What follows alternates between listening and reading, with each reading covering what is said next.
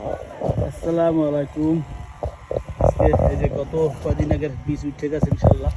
আজকে কিছু শালগম লাগাইলাম, অনেক কাজ করছে, অনেক পরিচর্যা করলাম, অনেক গাছ লাগানো হয়েছে। এই সব বেড়ার মোটামুটি রেডি করছে, স্ট্রাকচার দেওয়া হয়েছে এক লাইন, অল্প অল্প বেশ দেরি আছে।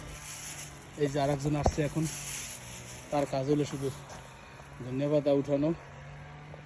এই সে শুধু ধন্যবাদ নেওয়ার জন্য সে আসছে। ডাটা শাক ঠিক আছে ইনশাল্লাহ। করলা গাছ সব পানি দিয়ে দিলাম আজকে, একটু হালকা গরম যেহেতু, শশা গাছ ধরে গেছে ইনশাল্লাহ। এই এখানের বীজও এই যে উঠে গেছে।